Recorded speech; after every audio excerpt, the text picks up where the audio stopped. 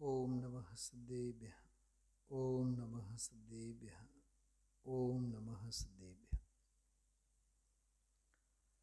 વૈરાગ્ય પાઠ સંગ્રહ પાન નંબર 94 અને 95. બંને પેજ ઉપર, બંને પાના ઉપર બે રચનાઓ છે. વિષય એક જ છે, નિર્ગ્રંથ ભાવના અને નિર્ગ્રંથ ભાવ સ્તવન. નિર્ગ્રંથ ભાવનામાં તો મુનિપણાની ભાવના છે. એવો અપૂર્વ અવસર ક્યારે આવશે? અપૂર્વ અવસરની પદ્ધતિ અને શૈલીમાં 7 કડીઓ છે. એમાં ક્ષણેને પળે આરાધનામાં સમય વીતે અને નિર્ગ્રંથતાની ભાવના સફળ હો, એવી રીતે બહુ સરસ 7 કડીમાં જ લખેલી એક રચના છે, નિર્ગ્રંથ ભાવના. મુનિપનાની ભાવના, પારમેશ્વરી જૈનેશ્વરી દીક્ષાની ભાવના. ખરેખર તો એવું છે કે નિર્ગ્રંથ શબ્દ જે છે એ સંપૂર્ણ ત્યાગ અને પરમ ઉત્તમ આકિંચન્ય અપરિગ્રહ આત્મદશાને બતાવે છે. નિર્ગ્રંથ ભેષનું નામ નથી. નિર્ગ્રંથ બહારમાં દેખાતો ભેષ નથી. ગ્રંથિ એટલે ગાંઠ થાય. ગાંઠનું નીકળી જવું એનું નામ નિર્ગ્રંથપણું. અને ગાંઠ છે એ અજ્ઞાનની છે, મોહની છે. ખ્યાલમાં આવે છે. પ્રવચન સારમાં 2-3 જગ્યાએ એક શબ્દ આવે છે, મોહ ગ્રંથિ. ખ્યાલમાં આવે છે. આપણા કપડાઓમાં, દોરી ધાગાઓમાં, પતંગ ચગાવતા હોય તો દોરાઓમાં ગાંઠ પડી જાય. ગાંઠને સંસ્કૃતમાં ગ્રંથિ કહેવામાં આવે છે.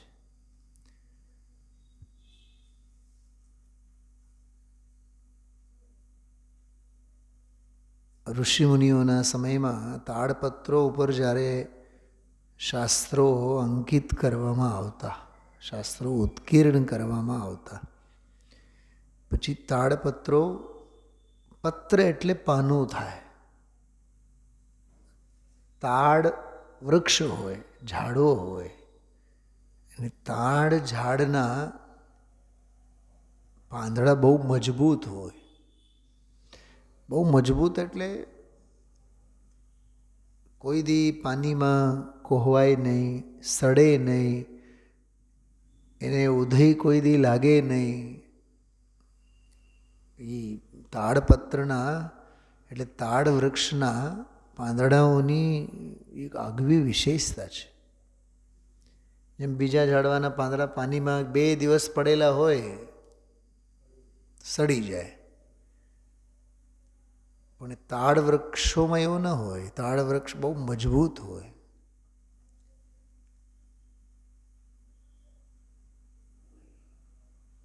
બીજું, ગુજરાતીમાં આપણે એક કહેવત સાંભળ્યું છે, કાગનું બેસવું અને ડાળનું ભાંગવું.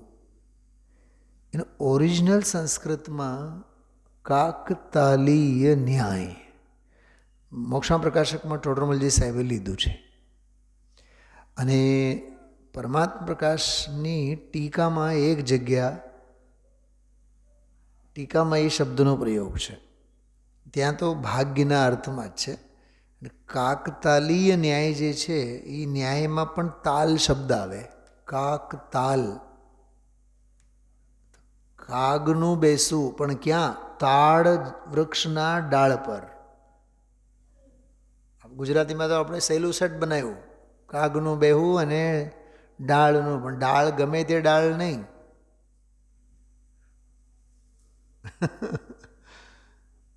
ઓરિજિનલ જ હોય છે કમલેશભાઈ. હા, સમજો કે આ હું જ્ઞાયક છું, આ પટ્ટી હાઈ ફાઈ ક્વોલિટીમાં બનેલો હોય ને તો આની કિંમત હોય 500 રૂપિયા. હવે ત્યાંથી આપણે ઉપાડીને લઈ આવ્યા ને અહીંયા આપણે પોતાની ફેક્ટરીમાં નકલી બનાવી લીધા, 2 રૂપિયામાં એક, 5 રૂપિયામાં એક. ઓરિજિનલ જ છે ને એની જે ક્વોલિટી. તો તાડ વૃક્ષની જ વાત છે ત્યાં. તાડ વૃક્ષ, તાડ જાતિના ઝાડવા હોય દક્ષિણ ભારતમાં, તમિલમાં, કર્ણાટકમાં એ હોય બહુ. ત્યાં તો જે સર્વસામાન્ય ગરીબોના જે ઘર હોય ને, જેમ ઝૂંપડપટ્ટીમાં આપણે જોતા હોય, નીચાણવાળા વિસ્તારમાં જે લોકો રહેતા હોય, તો તડકાથી, વરસાદથી, હવા પાણીથી મકાનને, ઘરને સુરક્ષા મળી રહે, સચવાઈ રહે, એને માટે મકાનના છત પર દક્ષિણ ભારતમાં તાડના પાંદડાઓથી આખું એક જાળિયું બનાવવામાં આવે, ચાદર જેવું બનાવવામાં આવે અને એને ઢાંકવામાં આવે. વર્ષો સુધી કાંઈ નહીં થાય એને. એટલે તાડ વૃક્ષના એ પાંદડા ઉપર શાસ્ત્રો લખવામાં આવે છે. અચ્છા, બીજું તાડપત્રો, પત્ર એટલે પાન, મેં કીધું જ ને હમણાં પાંદડા.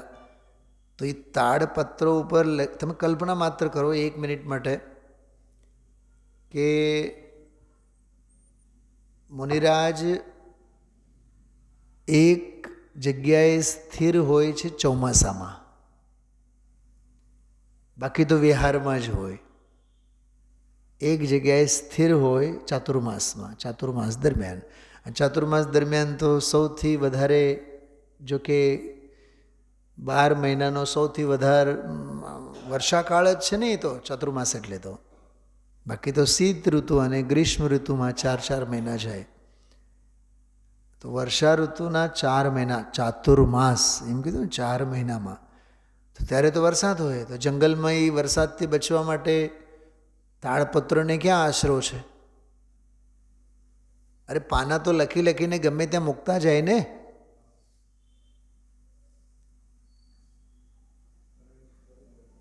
મને આ ક્ષણે એક વિચાર આવે છે, તાડપત્રની આત્મકથા, એના નામે સરસ મજાનું એક આર્ટિકલ લખવું જોઈએ.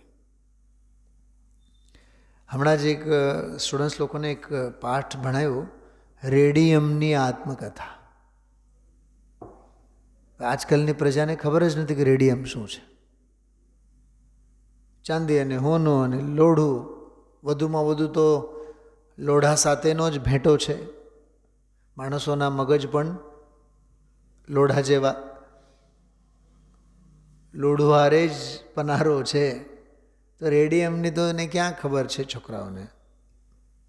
તો રેડિયમની આત્મકથા, એમ પુસ્તકની આત્મકથા, એ તો આવે જ છે, સંસ્કૃતમાં આવે છે, બહુ સરસ. એમ તાડપત્રની આત્મકથા,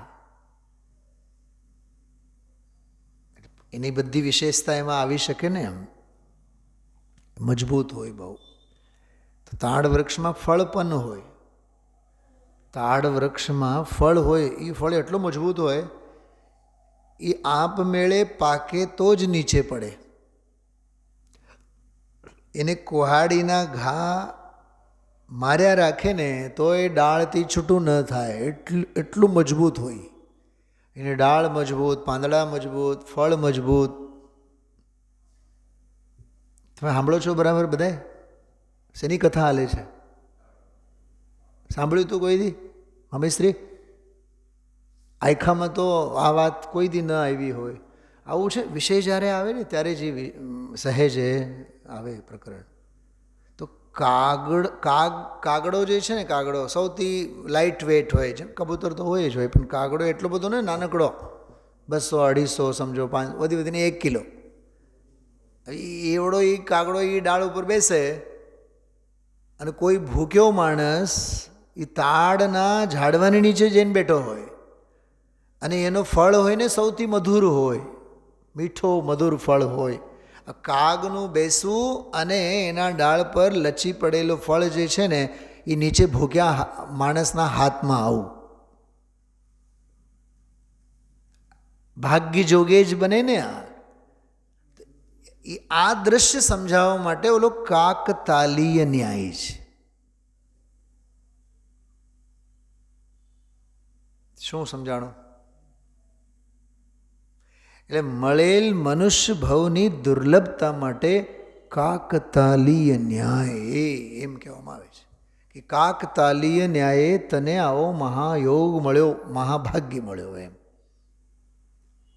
આવો મનુષ્ય ભાવ ગુરુદેવ શ્રી ઘણી વાર કહેતા હોય, આવો મનુષ્ય ભાવ મળે. આજે જ બહુ સરસ વૈરાગ્યની વાત આવી.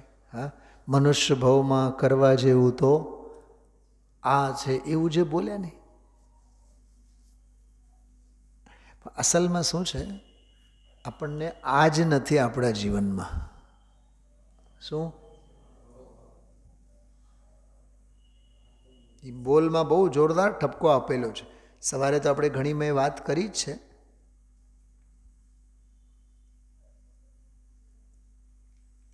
આજે વાત કરીને 98 નંબરના બોલમાં,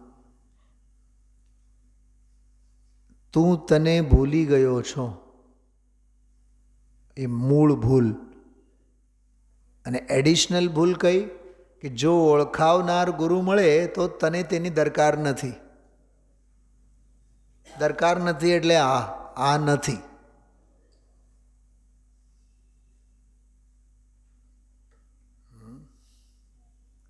મળે એને માણો, મળેલ ક્ષણને માણતા આવડવું જોઈએ.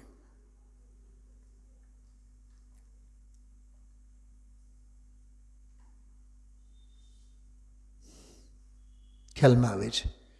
બહુ સરસ વાત છે. તો કાકતાલીય ન્યાય કેવો એનો ભાવ છે ઊંડો.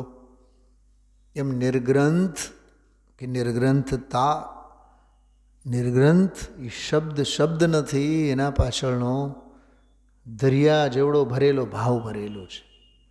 શ્રમણ કેવો ગજબનો શબ્દ છે. ગ્રંથ, ગ્રંથિ, ગાંઠ, તો અજ્ઞાનની ગાંઠ, મિથ્યાશલ્ય એની ગાંઠ, મોહની ગાંઠ છૂટવી જોઈએ. અજ્ઞાનનું છૂટવું. પરિગ્રહ સંજ્ઞા છે ને, પરિગ્રહ સંજ્ઞા. તો પરિગ્રહની લોલુપતા એ સૌથી મોટી ગાંઠ છે. આના વગર તો અમને ચાલે જ નહીં. એને ઘણા વિષય લોલુપી જીવો તો અપડેટમાં માને છે. અપડેટ એટલે 80 વર્ષની ઉંમર છે પણ પાપડ વિના નહીં હાલે. ઘરના પછી દે મારે, બાપુજીને તો ખાવાનું પીવાનું તો બહુ જ પરફેક્ટ. એમ કહો ને, એના જેવા કોઈ વિષય ભોગી નથી. હકીકત જીનવાણી શું કહેશે બતાવો? ચાલશે, ફાવશે અને ભાવશે એમ હોવું જોઈએ ને. અહીંયા તો બાપુજીને તો પાપડ વિના નહીં હાલે, ચટણી વિના નહીં હાલે, અને એમાંય ઘરના પછી સામેવાળાને હારું લગાડવા માટે એનો તો બહુ વ્યવસ્થિત. એ વ્યવસ્થિત છે કે મતિની અવ્યવસ્થા છે, અવ્યવસ્થિતતા છે? કમલેશ કુમાર, આહાર સંજ્ઞા તૂટતી નથી. ખરેખર વિચાર કરો તમે. આ બધી બાબતો ધ્યાને લેવા જેવી છે. સમજો, તમે મારા પ્રત્યે જ વિચાર કરો રાજુભાઈ. સમજો કે મારી દુકાન છે, હા, નોકરી નથી, દુકાન છે. રોજ હું 90 વર્ષની ઉંમર છે, નીચે બેહું તો ઊભો ન થઈ શકું, અને ઊભો થઈ જાઉં તો નીચે ન બેસી શકું, અને હોસ્પિટલના 10 વખત તો ચક્કર માર્યા હોય, મરતા મરતા તો બચ્યા હોય, તોય મને પેઢીનો પ્રેમ છૂટે નહીં. તમે શું કહેશો? ઉંમર 90 વર્ષની, પેઢીનો પ્રેમ છૂટે નહીં, 2-4 કલાક 6 કલાક બિલકુલ ઘરના જુવાનિયાની જેમ બરોબર ડ્યુટી. શું કહેવાય એને? એને ગ્રંથિ કહેવાય કે નહીં? એ મોહની ગાંઠ છે કે નહીં? ગુરુદેવશ્રી મારે છે ચાપકા ઘણીવાર, કુંવરજીભાઈનો દાખલો આપીને. હમણાં હજી જ ગઈકાલે જ વાત કરી, કાલે જ હજી વાત કરી. કેવા કેવા ઠપકા આપ્યા. ગામમાં સાધુ આવે તોય રાત સુધી જાય નહીં. એટલે મોહની ગાંઠ, અજ્ઞાનની ગાંઠ. ખરેખર તો આત્માર્થનું જીવન ગાંઠ વગરનું શોભે. બંધન ક્યાંય નહીં, કોઈનું બંધન નહીં. આવ્યું તો એ આપણા 4-6 દિવસ પહેલાંના સ્વાધ્યાયમાં અપ્રતિબંધપણું. મુનિરાજના જીવનમાં જ એમાં જ મેં વાત કરી હતી. અપ્રતિબંધપણું, દ્રવ્ય ક્ષેત્ર કાળ ભાવ, કોઈનું બંધન નહીં. અબંધ ભાવે પ્રતિબંધ વિનાનું જે સહજ જીવન છે એ નિર્ગ્રંથ જીવન છે. મુનિરાજનું પણ જુઓ ને, જંગલમાં જ્યાં ત્યાં વિચરતા હોય, કોઈ દિશા નક્કી નહીં, કોઈ જગ્યા નક્કી નહીં. મુનિરાજ ગુફામાં જઈને ધ્યાન કરે કે જ્યાં ધ્યાન કરે ત્યાં ગુફા બની જાય? ગુફામાં ધ્યાન નહીં કરે. ગુફામાં ધ્યાન કરે તો મુનિપનું પડી જાય, અને એ જ્યાં બેસીને ધ્યાન કરે ને ત્યાં ગુફા બની જાય. શું શું ચાલે છે? આવું તો નિર્ગ્રંથપણું છે. એટલે હું કહું છું, નિર્ગ્રંથ શબ્દ નથી, નિર્ગ્રંથ એક ભાવ છે, એ ઉર્મી છે. નિર્ગ્રંથ ભાવના એમ લખેલ છે ને. નિર્ગ્રંથ ભાવના, કેટલો સરસ શબ્દ છે. અને પછીના પાના ઉપર છે નિર્ગ્રંથ ભાવ સ્તવન. એમાં શું છે કે નિર્ગ્રંથ ભાવ જે છે એટલે ભાવલિંગી મુનિપણું, જે આમાં વચનામૃતમાં એ આવેલો જ 95 નંબરના બોલમાં. મુનિઓ અસંગપણે આત્માની સાધના કરે છે, સ્વરૂપ ગુપ્ત થઈ ગયા છે, પ્રચુર સ્વસંવેદન જ મુનિનો ભાવલિંગ છે. એ જે પ્રચુર સ્વસંવેદન, ગુરુદેવશ્રી આજના પ્રવચનમાં પણ એ પ્રચુર સ્વસંવેદન, સમ્યક દૃષ્ટિને આનંદ હોય, સંવેદન હોય, પણ પ્રચુર ન હોય. એટલે બહોળા પ્રમાણમાં ન હોય, વધુ પ્રમાણમાં ન હોય. પણ અહીંયા તો આમ જેમ દરિયાને કાંઠે મોજા ઉછળે એમ આનંદની છોડો જેને ઉછળે. પ્રચુર, પ્રચુર માત્રાવાચી શબ્દ છે, ગુણવાચી શબ્દ નથી.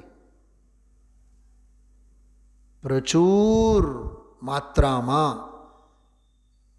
કોઈ દુકાનદારને આપણે એમ કહે ને કે ભાઈ તમારી પાસે જબ્બા છે કે? હા. કેટલા ડિઝાઇનના છે? કે પ્રચુર ડિઝાઇનના. એટલે ખ્યાલમાં આવ્યું? ઘણા આઇટમો છે એમ. એ પ્રચુર, એ માત્રાવાચી શબ્દ છે. અને આનંદ તો છે જ, એ તો ગુણ છે. તો પ્રચુર આનંદ, ખૂટે નહીં, અખૂટ આનંદ. ખર્ચ ન ખૂટે, ચોર ન લૂંટે એવો આનંદ, એનું નામ પ્રચુર આનંદ. દિન દિન બળથ સવાયો એવો આનંદ. સાધી અનંતાનંત સમાધિ સુખમાં. એ પ્રચુર આનંદની વ્યાખ્યા છે આ પૂર્વ અવસરમાં. જો મને એટલું સમજાય છે, શબ્દ માત્રમાં નહીં રમવું, ભાવને સ્પર્શ કરવાની કોશિશ કરવાની. ભાવ ભાષણ થવો જોઈએ. જેમ આપણે ગઈકાલે સ્વરૂપગુપ્ત સંબંધીની વાત કરી, એમ આ બે શબ્દો છે, નિર્ગ્રંથ ભાવના અને નિર્ગ્રંથ ભાવ સ્તવન. આપણે અત્યારે અર્થ નથી કરતા, કોઈ પણ કડીનો હું અર્થ નહીં કરું, કેમ કે 20 મિનિટ સુધી આપણે નિર્ગ્રંથ સંબંધી અર્થ તો ઘણો કર્યો. આપણે પહેલા પાઠમાં છે નિર્ગ્રંથતાની ભાવના, એટલે મુનિપણું એવું થાવ એવી ભાવના, અને આમાં ભાવ સ્તવન એટલે એના ગુણગાન. એ જે ભાવલિંગ છે એના પ્રત્યેનો અહોભાવ, નિર્ગ્રંથ ભાવ પ્રત્યેનો અહોભાવ, મહિમા, ગૌરવગાન, યશોગાન, જયમાલા, વિજયમાલા, જે પણ કહો એ આ નિર્ગ્રંથ ભાવ સ્તવન. તો આપણે શાંતિથી 10-12-15 મિનિટ સુધી બેઉ કાવ્યોનો પાઠ કરીએ. પહેલાં આનો પાઠ કરીએ આપણે, 95 નંબરના પાના ઉપર છે નિર્ગ્રંથ ભાવ સ્તવન, એનો પાઠ કરીએ. પોતાની બુદ્ધિ પ્રમાણે સમજવાની કોશિશ કરવાની. પરસે અતિ નિરપેક્ષ હૈ પ્રભુતા પરંપાર, અહો અકિંચન નાથ કો વંદન અગણિત બાર.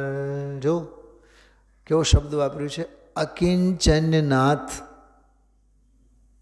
નિર્ગ્રંથ મુનિપણો એટલે અકિંચન નાથ. નાથ એટલે સ્વામી, સર્વોપરી, અપરિગ્રહમાં સર્વોપરી છે એમ, અકિંચન નાથ.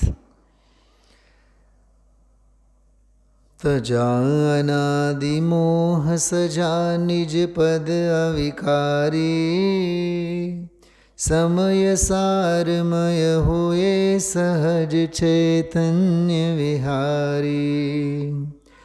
परम इष्ट गायक स्वभाव में तृप्त हुए थे, वीतराग वे ज्ञान रूप परिणमित हुए थे. कुछ अनिष्ट नहीं दिखा कल्पना मिथ्या छूटी, क्रोध भाव की संतति भी फिर सहज ही टूटी. हीना दिख नहीं दिखे सभी भगवान दिखावे, अरे मान के भाव सहज ही नहीं उपजावे. पूर्ण सिद्ध सम आत्म जब दृष्टि में आया, गुप्त पापमय माया का तब भाव नशाया. छल प्रपंच सब भगे सरलता हुई संगिनी, मुक्ति मार्ग में यही परिणति सपर नंदिनी. अक्षय आत्मविभव पाया तब लोभ नशाया, अनंत चतुष्टय सहजपने प्रभुवर प्रगटाया. परम पवित्र हुए निर्दोष निरामय स्वामी, अहो पतित पावन कहलाते त्रिभुवन नामी. सहज सुखी हो प्रभु हास्य का काम नहीं है, निज में ही संतुष्ट नरति का नाम न कहीं है. निजानंद में नहीं अरथिया खेद सुआवे, होवे नहीं वियोग शोक फिर क्यों उपजावे. लौकिक जन ही अरे आस्य में समय गवावे, रत होवे सुख मान अरति कर फिर दुख पावे. अहो निशंकित आप स्वयं में निर्भय रहते, करें आपका जाप सर्वभय उनके भगते। निर्मल आत्म स्वभाव ज्ञान भी निर्मल रहता, लोकालोक विलोक जुगुप्सा कहीं न लहता। फैली धर्म सुवास वासना दूर भगावे, स्त्री पुरुष नपुंसक वेद नहीं उपजावे। परम ब्रह्ममय मंगल चर्या प्रभो आपकी, नहीं वेदना होवे किंचित त्रिविध ताप की। भान हुआ जब निज स्वभाव का मूर्छा टूटी, बाह्य परिग्रह की वृत्ति भी सहज ही छूटी। पर केवल पर दिखे ग्रहण का भावन आया, निष्प्रह निज में तृप्त अलौकिक है प्रभु माया। चेतन मेष अचेतन परिग्रह सब ठुकराया, हुए अकिंचन आप पंथ निर्ग्रंथ सुभाया। शुद्ध जीवास्तिकाय अलौकिक महल आपका, सहज ज्ञान साम्राज्य प्रगट है विभो आपका। नित्य शुद्ध संपदा खान है अंतर माही, पर से कुछ भी कभी प्रयोजन दिखे नाही। स्वानुभूति रमणीय नित ही तृप्ति प्रदाही, ध्रुव स्वभाव ही सिंहासन है आनंददायी। निरावरण निर्लेप अनाहारी हो स्वामी, अनुभव अमृत भोजी नित्य निराकुल नामी। अहो आप सम आप कहाँ तक महिमा, यही भावना सहज अकिंचन पद प्रगटाऊं। चरणों में भक्ति भाव से नमन जिनेश्वर, निज प्रभुता में मगन रहो तुम सम परमेश्वर। निज प्रभुता में मगन रहो तुम सम परमेश्वर।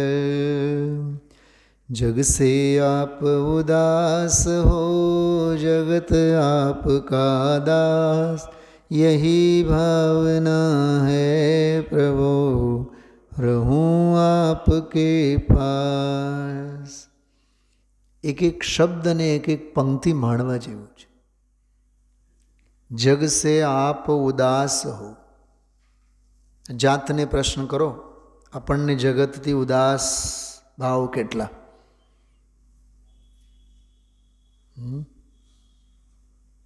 આપણે તો જગતના દાસ છીએ.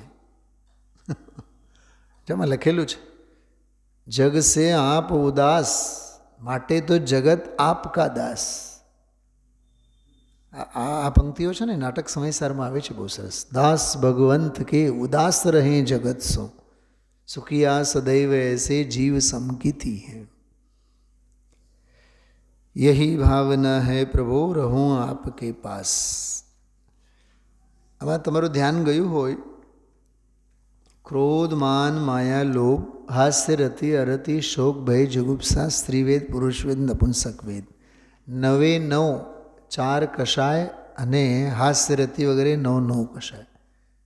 9 અને 4 13 કષાયોના અભાવની ભાવના પણ એમાં આવી ગઈ. ક્રોધ કેમ નથી અને માન કેમ નથી એમ કરીને એક કષાયની છૂટી નિર્ગ્રંથ દશામાં કેવી રીતે છે એનું આખું એમાં સરસ વર્ણન આવ્યું વચ્ચે વચ્ચે. જો આ હાસ્ય રતિ માટે તો કેટલું સરસ લખ્યું છે. હાસ્ય રતિ, અરતિ, શોક, 4 પંક્તિઓમાં 4 કષાયો. 5 નંબરની કડી જો, સહજ સુખી હો પ્રભો હાસ્ય કા કામ નહીં. લોફિંગ ક્લબમાં મુનિરાજો જાય, આપણા જેવા ગાંડા જાય એમાં. શું દેવીબેન છે કે નહીં સમાજમાં આજકાલ? યોગાના સેન્ટરો જુદા, પછી લોફિંગ ક્લબ જુદા. એ લફિંગ ક્લબ ત્યાં હસવા માટે, દાંત કાઢવા માટેના પૈસા ચૂકવવા. કેમ? કેમ કે તત્વની ભાવના તો કોઈ દી ભાઈ નહીં, એટલે હવે હસવાનું પણ પૈસા આપીને શીખવું પડે. એમાંય પછી પેલા ટીચરોએ બધા 4-6 પ્રકારના ગાલમાં ને ગાલમાં હસવાનું, અને અવાજ નહીં આવે એવું હસવાનું, અને દાંત માત્ર દીખે એવું હસવાનું, પછી છેલ્લે એવો રાડો પાડી પાડીને હસવાનો, અટ્ટહાસ્ય.